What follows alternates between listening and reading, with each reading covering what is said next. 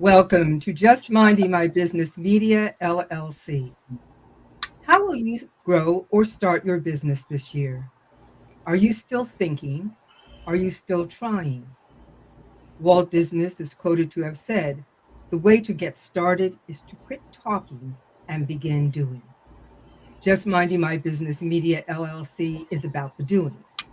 Become known for your products or services on JMMB radio podcast, heard in over 200 countries, or if you're ready to take the leap, move to Mindset Movers TV as a host or series producer, broadcasting to the combined audience of Roku and Fire TV. Let's move in the right direction together. Contact us at jmmbradio@gmail.com.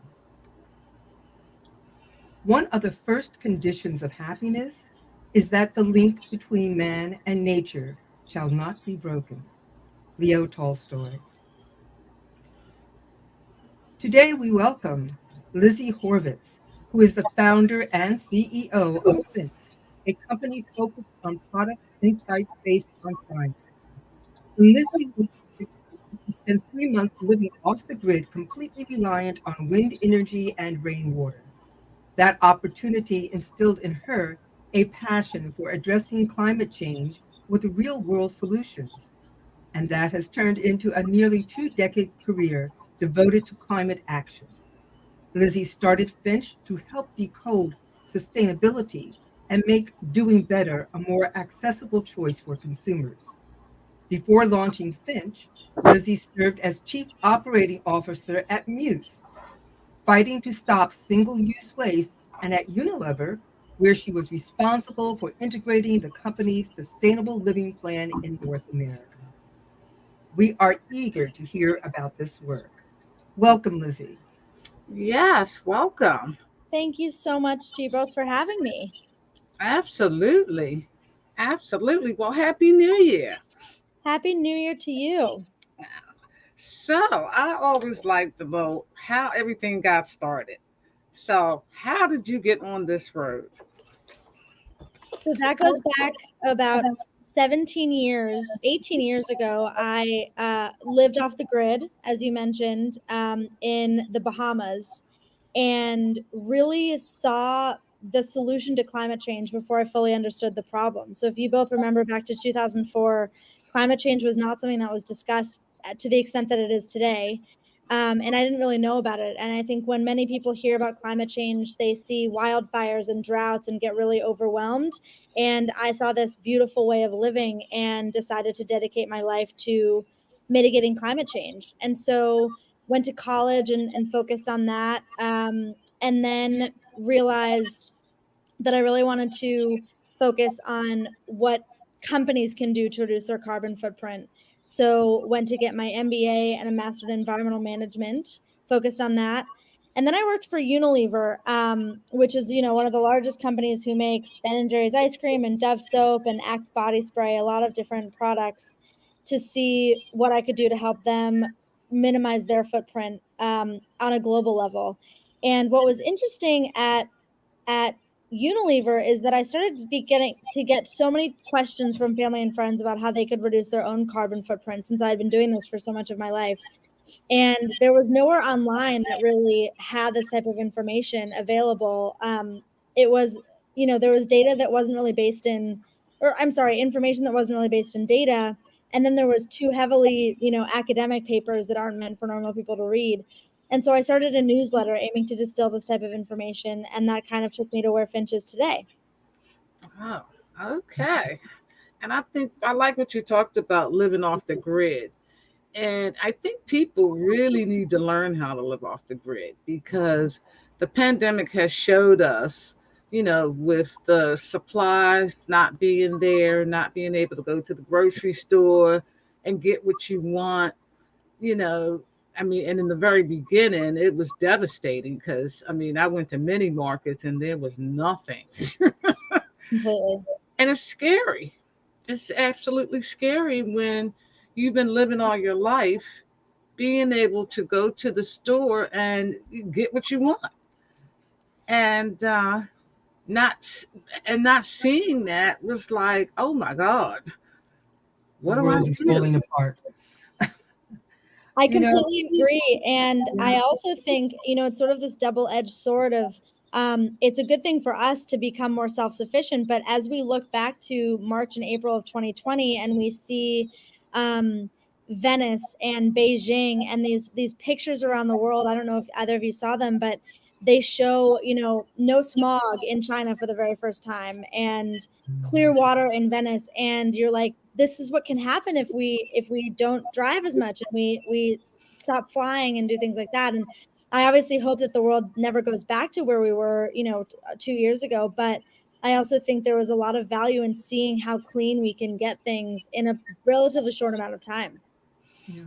I always go back to the fact that excuse me, Ida, that the animals figured it out before we did. They woke up to the reality that humans aren't around. The world is now livable. We can move back into our natural spaces. When you have whales moving into what normally are shipping lanes because nobody's doing anything, that there's something wrong with what we're doing. So Absolutely. I really love what you do. And if you could just take a moment, Ida brought it up, but the whole idea of living off the grid, and you talked a little bit about it as you introduced yourself.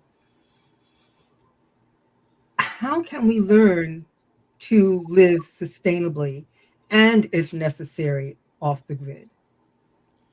Well, I think, Ruth, it's a really good question because I think that a lot of people have the misunderstanding that to be sustainable, you have to be completely off the grid and say no to electricity and not buy anything anymore, which sounds really extreme and quite scary, I think, for a lot of people. And what we're trying to do at Finch is show that you can live sustainably without having to compromise anything. And so we're showing people, of course, you have to continue to buy toilet paper and deodorant, but there are better options than others. And if you just make simple swaps in your everyday shopping, you can actually make a really big impact because the way that our goods are made, there's such a large span of how they're made, good versus bad.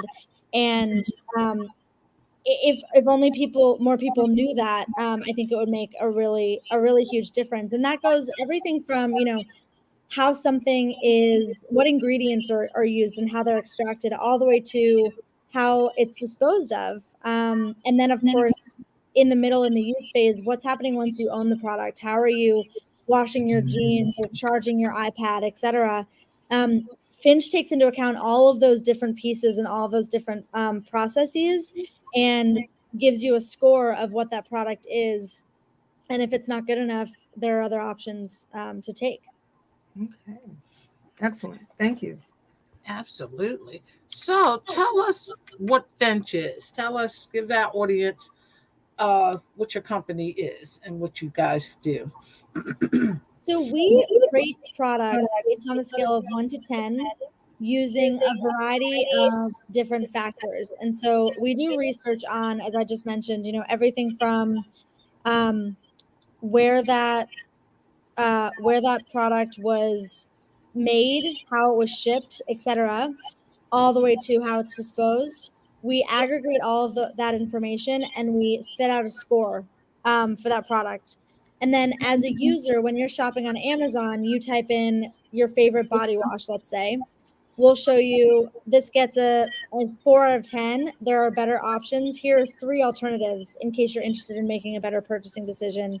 And then we track how much people have saved over time. Okay. Wow. All right. That's that's pretty interesting. Yeah.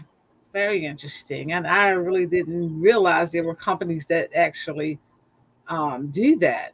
Mhm. So we are honored to meet you and have you to learn about this because I mean, I always research what I buy, but not to the level that you're talking about. Mhm. And I think there are a lot of people who, I'm sorry about this background noise, who also research what they buy. But to your point, you don't do it to the extent because you don't have time. You're busy. You have many other things going on, and not everybody prioritizes sustainability like they want to. So we take really the guessing work and the minutes. We give the minutes back to you on doing the research, and we just ask that you trust us to make these decisions. So tell us what it looks like when somebody comes to you. How do people come to you with this type of thing if they want to use your services? So it's a free extension. We're actually launching in a couple of weeks on January 25th. And how it works is you go to our website, choosefinch.com, and you'll be able to press a button that says download this extension. It shows up on your browser. So if you use Safari or Chrome or something like that, it shows up there.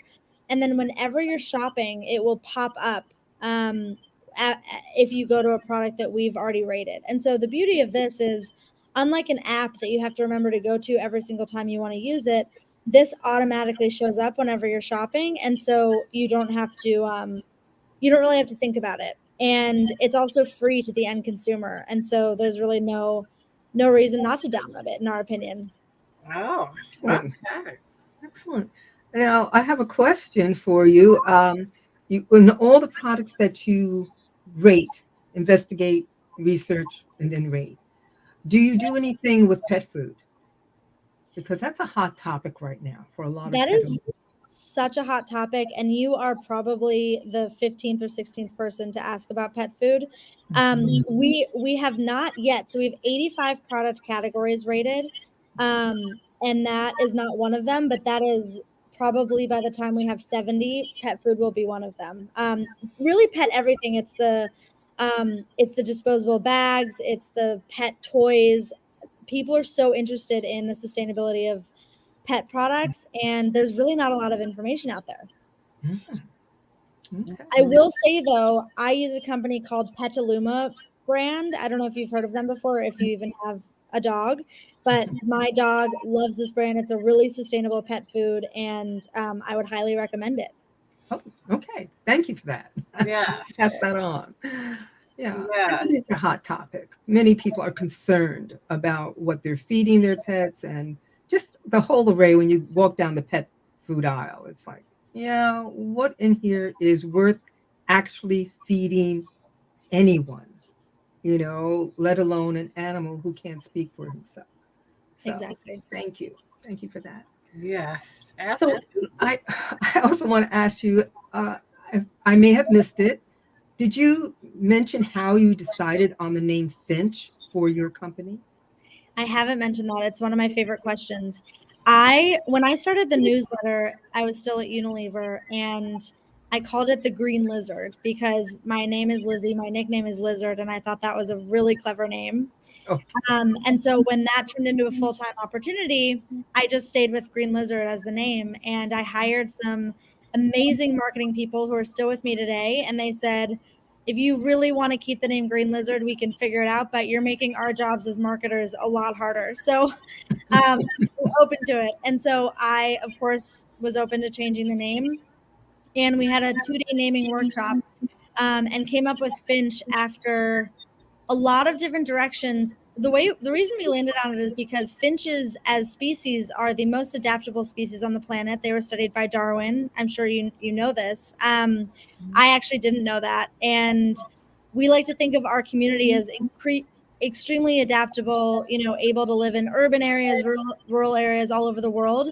And that's what finches do. And so we loved that sort of idea of them. I also liked the we don't publicize this because it's a bit more controversial, but I love Atticus Finch as a character, and I thought he was, sort of a fighter for racial justice. And I think of environmental justice as the racial justice of our time. So I like that as well. Awesome. Awesome. Good Awesome. name. Good name. Thank Yes. I like that. Yeah. So it's very easy to remember. That's Mhm. one other thing. It's easy to remember. It's not long and Mhm. drawn out. And It's once spelled you the right put way, it which we in, like. And people like birds, tend to like birds, so it's a pleasant thought. Green lizard, not so much. well, Some people might, real some quick, people don't like reptiles, but real still, it quick, was a good name. But I yeah, like Finch. It's short and simple and to the it point. I like is. it It very much. is. Absolutely. And real quick, we got a shout out from Miss Yinka. She says, hello, ladies. So, hello, Yinka. Good to see you. Okay. So we're getting some interaction. So if anybody's out here that is involved, please, please, please bring your questions to Miss Lizzie about what she does, and because I'm very, very interested. Because like you said, I research everything. Like I do a lot of holistic stuff. I look at clinical trials of different um, holistic things that I'm interested in using, and it takes weeks and weeks at a time. But in terms of the packaging and all of the things that you guys do, I never even thought about checking shipping and all of that kind of stuff. Mhm. So that's really very, very detailed and in depth. And I And think what's difficult is, to that point, Ida, there are ways to get that information, but you have to go to sort of 20 different websites or sources to get that. And what Finch is trying to do is just to bring it all to one centralized place. So we use existing certifications and websites. There's no need to reinvent the wheel completely, but we aggregate all of it so that there's just one place that you have to go. Okay. like it. So as you do this and you bring all this information to one place, what are some of the products that you find? Let's look at the bright side. Which products do you find are most sustainable? Let's say in household products or body products like toothpaste and that sort of thing. Oh, that's such a good question. So, part of what we do is not only test the sustainability, but we also test if people enjoy using the product and what the value and quality is.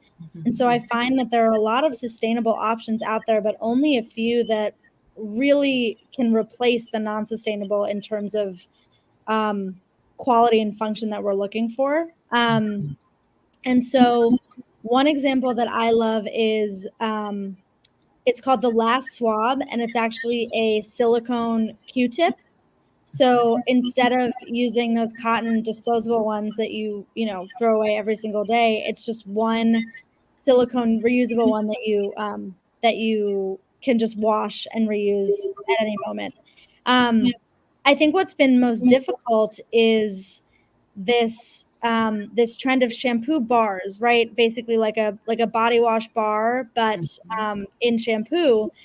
And it's great in theory because it reduces the plastic significantly, and it's fantastic. But the quality isn't really there, and so I'm in the search for I'm searching for a shampoo bar that makes my hair feel as good as liquid shampoo does. Okay, interesting. So there are things that are we presently have that we can continue to use because they are sustainable. How do people make that switch? Have you had any feedback on people actually making that switch to more sustainable goods and how that has impacted their lives?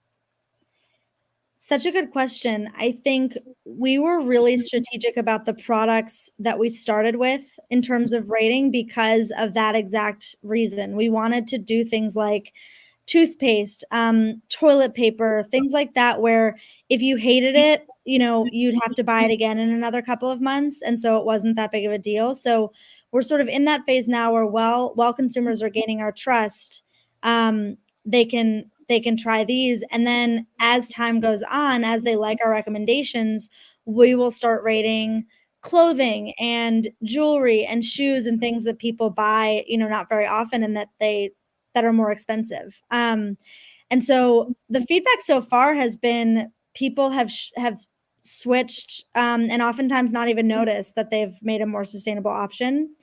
Mhm. um, So, that's one extreme. The other extreme is that they've completely changed their behavior in a way that they don't mind. So I keep talking about toilet paper, but we have recommended that you buy a bidet. They have so many sort of like hook on bidets for toilets these days that are super affordable and easy. And the feedback we get from consumers is that they love it and they would never go back to not having one. And so that's sort of a fun example of a complete shift in behavior that people are open to. I think that is very, very interesting because that is a European thing that's been around forever. Yes. And to see Americans adapting to that is just pretty awesome. And the fact that it's not just going to be Americans that you're going to be affecting, your company is going to be affecting. It's going to be around the world. It's going to be global. But that is very interesting. There are so many jokes about the bidet. People walking into a hotel room and it's like, what is this? What is this? Well, it has such a rich history that I don't know if you're aware of, but in World War II, when the soldiers would go to Europe and they'd go into port, to go out for the night, they would go to these brothels, and that's where they saw bidets for the first time. And so they came home associating bidets with this sort of disgusting brothel-like culture. Mhm. And so it took America decades and decades, I mean, really until now, to get back on board because these World War II men came home from Europe and said this isn't something that America should have, which I only learned doing this research, and I find it so interesting. That is interesting. Wow. And it was something that we could have been using for a long time and we wouldn't have toilet paper panics. Exactly. And with the cost of toilet paper now, Yeah, Right. it's cost effective. It's also cost effective. Oh, interesting. Exactly. this is very, very interesting. Wow. Yeah. So let me ask you about what other products have you rated so far? Like foods, anything like that? We haven't rated food. We're holding off on groceries and food because I tend to think that they're actually farther along than the product side of things are. The non-food consumer goods, they have a lot of certifications, free range, cage free, vegan, all these different things that are relatively simple to understand. And in consumer goods, they're just not quite there yet. So we're not doing food quite yet, but we have done sheets and mattresses, which have been really interesting. We do a lot of studies on what type of materials are best for sheets, and not only, as I mentioned in the beginning, not only what materials are best, but once you own the sheets, how often you should be washing them to make sure that they last as long as possible before you have to replace them, etc. And then we've done a lot of bedroom, bathroom, home. We're getting more into the kitchen space, which I'm really excited about. Hmm.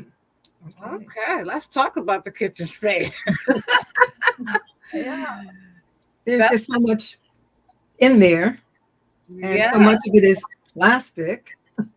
Right. So, what are the best alternatives, or what are Well, you discovering?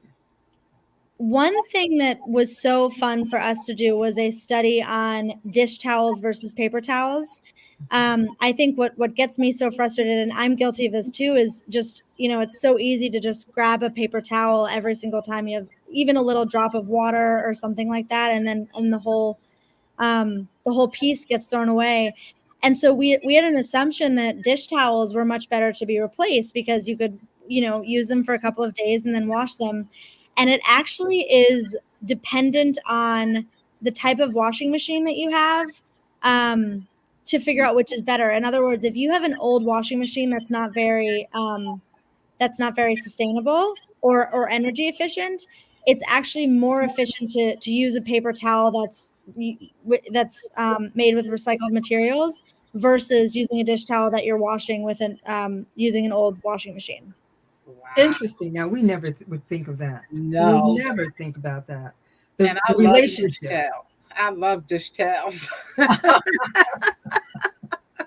Yeah. And chances are they're, dish towels are 9 times out of 10 better than paper towels. So that's great that you love them. But, what we're trying to do is debunk these relatively accepted ideas that a lot of people haven't questioned. Another thing in the kitchen is obviously straws that have gotten a lot of attention in the past several years.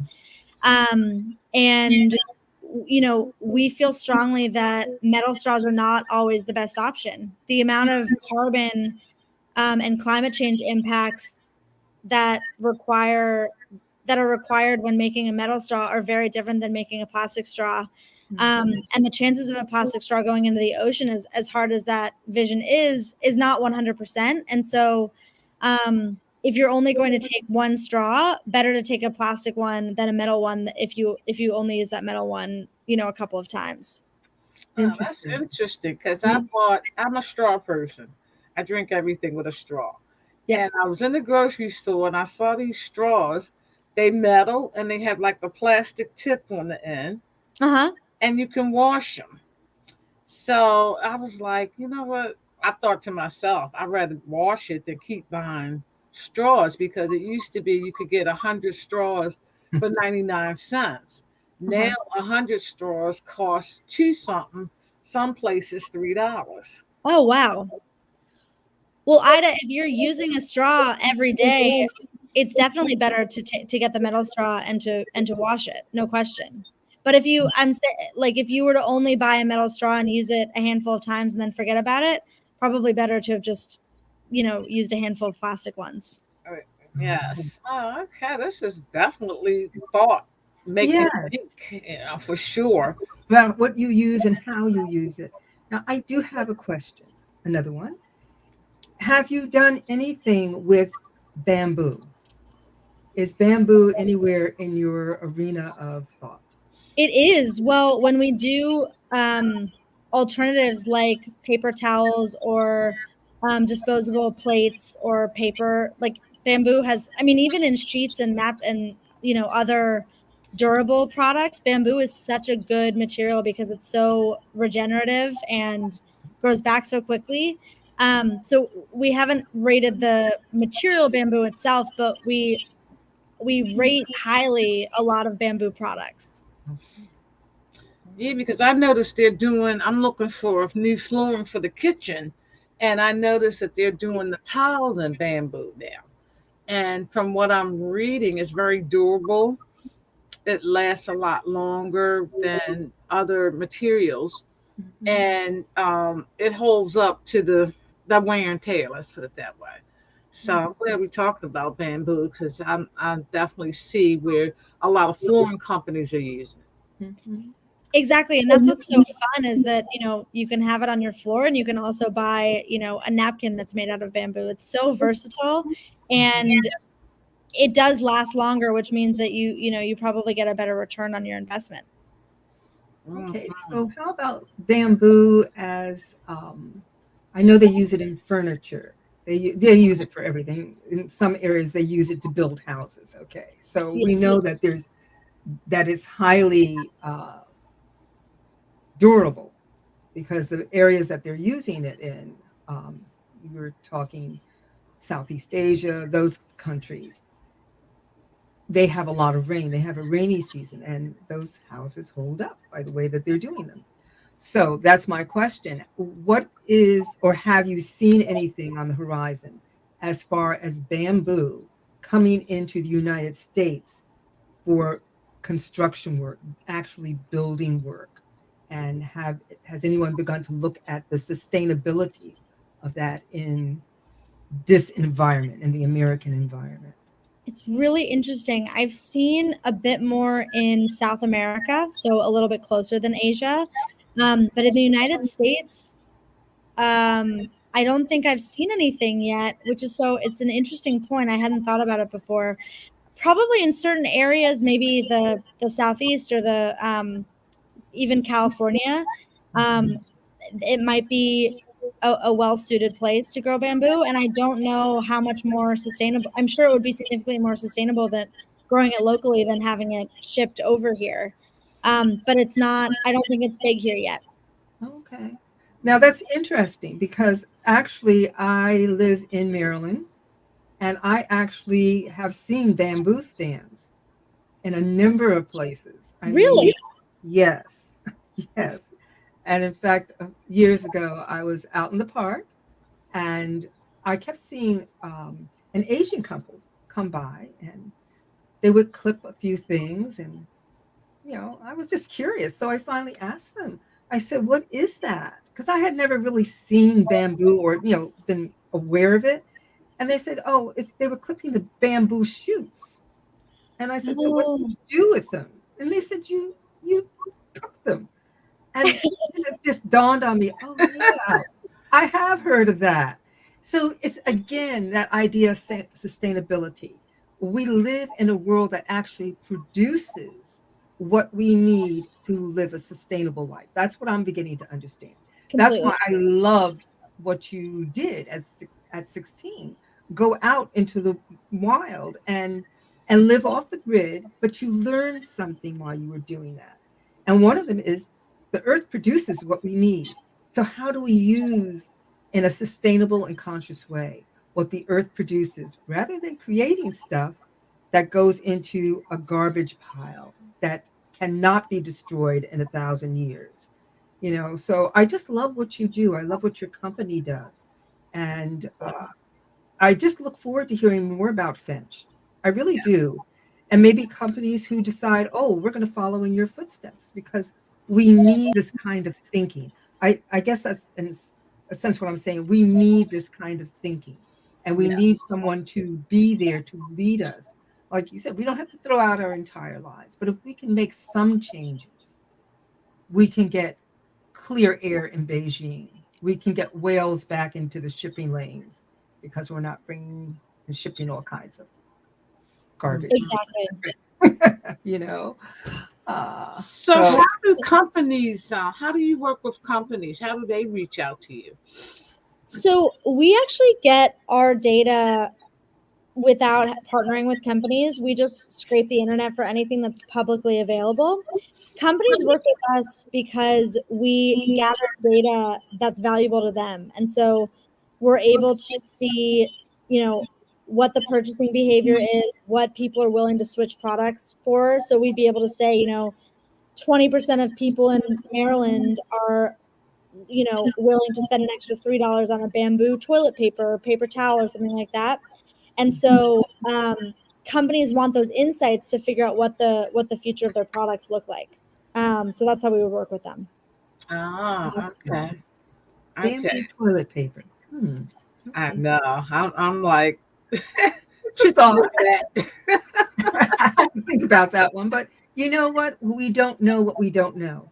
If we've never Right. experienced it, we can't turn up our nose at it or say, "Oh no, I'm not going to do that." Because Exactly. we do live in an age of different things coming up every day. So this whole idea of sustainability and using um, products that come from origins that aren't normal for us is really big. And I know I love the idea of bamboo and clothing too. I've heard Mhm. that one. And in a day when so much of our clothing is cotton, and cotton is so much GMO now, And so you would water intensive. Well, you love it. polyester. You, it's not too much cotton anymore. It's more polyester blends. Right. Mhm. So That they're products that aren't really, our bodies don't know what to do with them, which is the problem with products that are not sustainable. Mhm. They're that are created by humans. They're just not sustainable, and they're also sometimes not good for our bodies. Right. So I just look forward to hearing more about you and what you're absolutely. doing. This Keep has us in the been loop. really, really fun and definitely very, very interesting, and make you think. Definitely Thank you makes you so think. much. Well, if either of you have questions on products or categories or anything, please let's stay in touch because we're happy to help in any way that we can. And to any of the listeners, obviously, please reach out. Absolutely, absolutely. So, any last thoughts here? Wow, I don't know what to ask at this point. I've heard so much stuff Yeah, that I I Need to simmer on. Yeah, just taking it in and realizing that there is someone out there that is really on the mark is Yes. very encouraging in a Very, time very. where we have, um, I hate to use that word pandemic again. The Yeah, pandemic has brought up so many issues for us. Something as basic as toilet paper. You know, it's Yeah. absolutely. it's reshaped our world, and uh, so to know that there is someone out there who is looking not for a new normal, but for something new that will help us really have a good life, a good life that we can trust. We can trust the products. We can trust what they're going to do for us and for our family. That is awesome. And that is highly, highly commendable. So I thank you.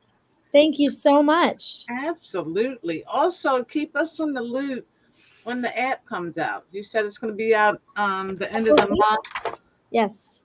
So that's we should look for it when? January. January 25th. So head to our website. We'll keep you posted. And you can sign up for our newsletter and download it directly. Oh, okay. So people can sign up for your newsletter and they can stay connected just by Exactly. going to your website. Okay. Awesome. Well, thank you so much, Miss Lizzie. This has been a blast, to Yeah. say the least. I've learned, as usual, so much that Thank I you didn't so even much. know. So thank you for sure. I'm glad we connected. Thank you. We'll be in touch. Um, Absolutely. And thank Thank you, you. audience, for checking in, and we appreciate you as well. So blessings to everybody.